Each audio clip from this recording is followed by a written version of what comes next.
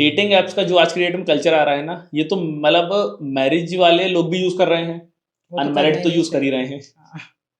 तो dating app से जो हुकअप हो रहा है, इससे हमारा इमोशन कितना डैमेज हो रहा है, जो हमारा इमोशनल सपोर्ट है वो कितना डैमेज हो रहा है। देखो मेरा मानना है कि ऑफ कोर्स मैरिड लोगों के लिए तो डेटिंग एप्स हैं ही नहीं, लेकिन जो अनटिल अनलेस जो वो सेकंड मैरिज पे चले जाएं। जो डेटा है, डेटा ये बोलता है कि वो ज्यादा है। ज्यादा है, मतलब जो यूजर हैं डेटिंग ऐप के वो मैरिड लोग ज्यादा हैं। क्यों है? हम फिर वापस पुराने टॉपिक पे चले जाएंगे, क्यों है? क्यों है? क्योंकि जो आपको बाहर चाहिए वो आप अंदर ढूंढ के तो देखो अपनी अपने रिलेशनशिप में। एग्जैक्टली। मिली तो आपको भी लड़की ही सही है तो उसके भी दो कान, दो आंख एक नाक, मतलब बाकी भी शरीर के बारे में अगर मैं डिस्क्रिप्शन देना चाहूँ सब कुछ सेम है, एग्जैक्टली। कुछ अलग नहीं है। क्या अलग है? जो आपने इतने सालों में भरा है एक दूसरे के अंदर, उसको काउंसलिंग से खत्म करो। तो पहले तो मैरिड वाले हट जाओ, ठीक है, अब ठीक है? अनमैरिड आ गए। जहां अनमैरिड की बात है ना, मुझे लगता है कि डेटिंग एप्स या स्क्रोलिंग भी जो है कुछ भी बुरा नहीं है। बुरा नहीं है। नहीं है। ओके। जिस तरीके से एक मैरिड बंदे को अपने आप को क्लियर करना चाहिए, ऐसे ही एक अनमैरिड को भी, अगर आपकी लाइफ में कुछ बैगेजेस हैं, चाहे वो आपने अपने घर में सेपरेटेड फैमिली देखी है, जरूरी नहीं आप ही के पेरेंट्स हों, बुआ की भी हो सकती है, चाचा की भी हो सकती है, किसी की भी हो सकती है, जहाँ आपने रिश्ते टूटते हुए बहुत देखे हैं, या आपने घर में बहुत लड़ाइयाँ देखी हैं, मम्मी दादी से नहीं बनती थी, सिर्फ चिल्लाना देखा है, वो लोग कभी भी ना सही पार्टनर नहीं ढूंढ पाते इन हुकअप एप्स के ऊपर। ओके। वो सिर्फ क्विक हैप्पीनेस ढूंढते हैं, उनको लॉन्ग टर्म चीजें नहीं चाहिए। जो मैंने शादियां देखी हैं होती हुई डेटिंग एप्स के थ्रू, और चलती हुई देखी हैं, मेरी फैमिली में किसी की हुई है। तो ऐसा नहीं है कि सब कुछ बुरा है। जिसने बनाया था उसने अच्छे ही थॉट प्रोसेस से बनाया था, जैसे भगवान ने संसार अच्छे ही थॉट प्रोसेस बनाया था, डेटिंग ऐप उसने अच्छी बनाई थी। अब पॉडकास्ट बनाया है, अच्छे थॉट प्रोसेस के लिए एक चीज बनाई गई है, आप उसको किस डायरेक्शन में लेके जाओगे वो आपकी कंडीशनिंग डिसाइड करती है।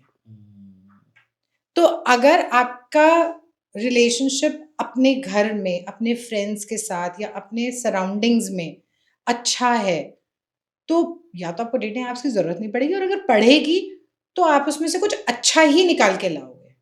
आई डोंट एग्री। Why? क्योंकि जितना मैं जेंजी को देख रहा हूँ, वो डेटिंग एप्स का यूज केवल हुकअप्स के लिए करते हैं। जेंजी के पेरेंट्स की बात करते हैं ना फिर। नहीं, जेंजी के पेरेंट्स नहीं, मैं तो जेंजी के पेरेंट्स का तो मैं पॉइंट ऑफ व्यू समझ गया कि ठीक है वही है। अच्छा, बात वहीं खत्म हो गई। नहीं, बात वहां इसलिए खत्म नहीं हो रही क्योंकि एक मैं आपको एग्जांपल दे रहा हूँ। एक 16 साल का बच्चा, उसने डेटिंग ऐप के थ्रू एक लड़की से मिला, वो मिले, फर्स्ट डेट में मैक्सिमम जितने भी लोग टिंडर में मिलते हैं 50% से ज्यादा लोग सेक्स करते हैं फर्स्ट डेट में फिजिकल हो जाते हैं। ठीक है। दोबारा वो कभी मिलेंगे नहीं, मिलेंगे कुछ नहीं पता, कोई किसी को नहीं पता। बाई गैस रिटेंशन रेट 25% ही होगा जितना मैंने देखा है डेटा में। आप नेक्स्ट डे नेक्स्ट वीक फिर किसी दूसरी लड़की से मिलोगे, फिर आप फिजिकल होगे, नेक्स्ट बार आप मिलोगे नहीं मिलोगे किसी को नहीं पता। ये चीज आप रिपीट करोगे। जब आप ये रिपीट बार बार कर रहे हो तो ये आपकी आदत बन जाएगी। अब सपोज करो कि आपने उसके बाद डेटिंग ऐप में कोई सी लड़की से आप मिले, आप उससे इमोशनल टच हुआ आपका, आपने शादी कर ली, लेकिन जो आपने एक अपनी आदत बना रखी है, भाई वो इमोशन कितनी देर चलेगा? तो उस बंदे को हील करो ना, तो उसके पास्ट में जाओ, उसका हिप्नोसिस करो, उसको समझो कि वो क्यों कर रहा है। So I don't work on relationships just on the basis of कि आज लड़ाई हो गई। मैं पूरी फैमिली ट्री बनाती हूँ।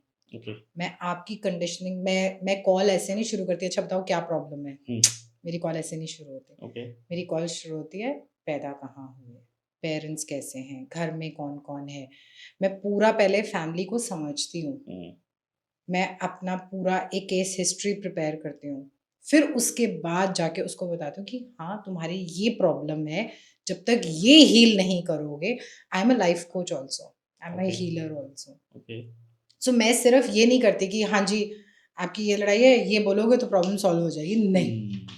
हम जड़ से प्रॉब्लम को समझते हैं। अगर एक लड़का आज रोज के हिसाब से नई नई लड़कियों के साथ में एवरी डे नई लड़कियों के साथ हुकअप कर रहा है, तो वो क्यों कर रहा है ये समझो। वो बंदा गलत नहीं है, कोई भी पेट से चोर नहीं बन के होकर आता।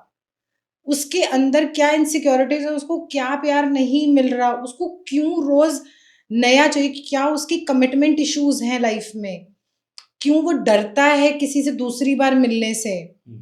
कहीं वो मुझे जान तो नहीं जाएगी, कहीं वो मेरा पास तो नहीं समझ जाएगी, कहीं वो उसको ये तो नहीं पता चल जाएगा कि मैं क्या हूँ, या मेरे पेरेंट्स का रिलेशनशिप कैसे है, हमारा घर कैसा है। ये बहुत फियर्स हैं लड़कों के दिमाग में आजकल। वो घर, आज पहले के टाइम पे हम लड़की को घर ले जाते थे, आज कितने लड़के जल्दी से घर ले जाते हैं, बाहर से बाहर ही निपटा देते हैं। एग्जैक्टली।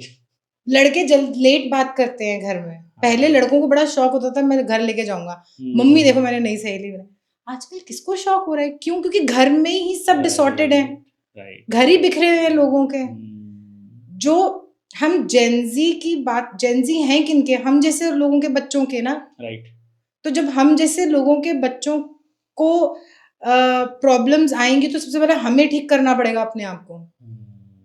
तो जब तक ये ठीक नहीं होगा तो जेनजी तो आगे जितने मर्जी जीज लगा लो सारे खराब ही निकलेंगे। मतलब यू मीन टू से कि जो जनरेशन है जिनकी शादी, मतलब जिनके बच्चे हो रहे हैं, पहले वो अपने आप को ठीक करे। एग्जैक्टली।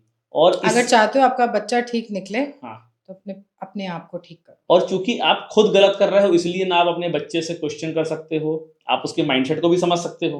यार मैंने तो चीटिंग की अपनी वाइफ के साथ, तो मेरा बेटा क्यों नहीं करेगा? एग्जैक्टली। तो ये चीटिंग माइंडसेट, चीटिंग तो मतलब मैंने तो कहते हैं ना पुश्तैनी लोगों को, मतलब कहते हैं ना इनहेरिटेड है चीटिंग। हाँ। दादा भी करते थे, बेटा भी करता था, मतलब फादर भी करते थे, बेटा भी कर रहे हैं, और अब मैरिड है तो वो भी बाहर चीटिंग कर रहे हैं, क्योंकि उनके घर में रिवाज है करने का। बड़ा कमाल का रिवाज है यार। दादा ने हिल नहीं करा, पापा कर लेते, पापा ने कहा तुम कर लो। मैं तो यही समझा सकती हूँ ना कि तुम कर लो ताकि तुम्हारा बच्चा ना करे। फैमिली में सेटिस्फैक्शन किसी को भी नहीं मिलेगी फिर, और ये जितना करते जाओगे गंद बढ़ता ही जाएगा।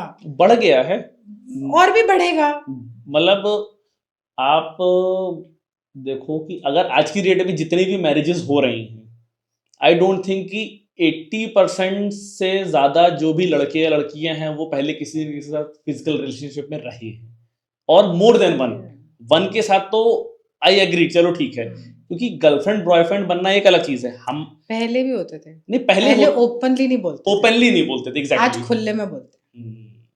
ये थॉट प्रोसेस का डिफरेंस। ऐसा नहीं है कि लड़के पहले उनकी गर्लफ्रेंड्स नहीं होती थी या नहीं करते थे, पहले ना खुले में छुपा लेते।